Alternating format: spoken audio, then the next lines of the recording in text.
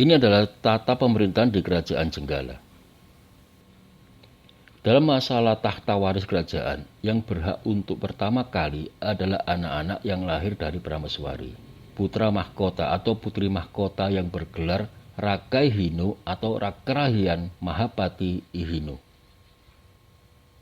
Putra raja selanjutnya yang juga berhak mendapat tahta kerajaan adalah Rakrian Ihalu, Rakrian Isirikan, dan Rakrian Waka.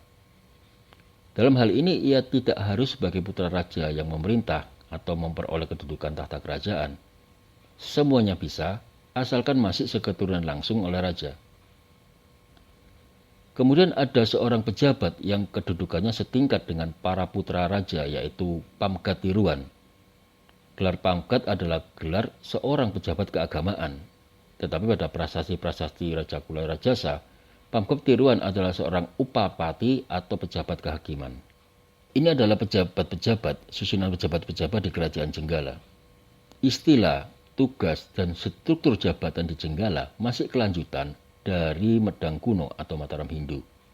Pejabat-pejabat ini disebut Manihala Dwara Haji atau pejabat penerima gaji tetap. Pejabat ini dibagi oleh beberapa tugas, yaitu tugas protokoler istana, tugas keagamaan, tugas hukum dan ketertiban, dan tugas yang berkaitan dengan pajak. Untuk protokoler istana antara lain, yang pertama adalah Rakrian Panggilian sebagai staf khusus, yang kedua adalah Pamgat Lamhuri sebagai juru tulis, yang ketiga adalah Rakai Welahan sebagai pendamping raja, yang keempat adalah Rakai Lanka sebagai utusan khusus raja, dan yang kelima adalah Pangkur sebagai pelaksana dan pengatur perintah raja. Sementara untuk pejabat yang berkaitan dengan keagamaan, yaitu Pamgat Magudur, pemimpin keagamaan, yang salah satu tugasnya adalah memimpin upacara pemanggilan roh leluhur yang disebut dengan upacara panggil hyang.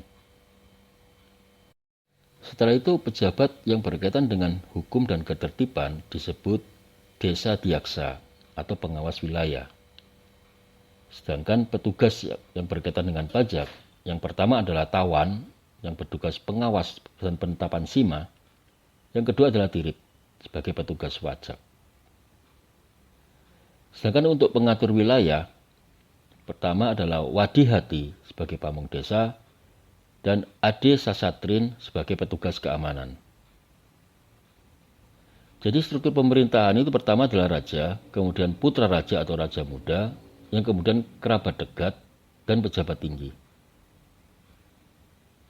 Lantas seperti apa bentuk dari penguasa wilayah di Kerajaan Jenggala pada waktu itu? Penguasa wilayah terdiri dari Rakai, yaitu sesepuh desa, kemudian Pamgat, pemimpin upacara sima, dan seorang Rakai dibantu oleh 5 orang pembantu. Yang pertama adalah Parujar, juru bahasa, yang kedua adalah Citra Loka sebagai sekretaris, yang ketiga adalah Paruran sebagai penarik pajak, yang keempat adalah Pitutur Ni Parujar sebagai kurir, dan yang kelima adalah Tuhan sebagai pembantu pamong.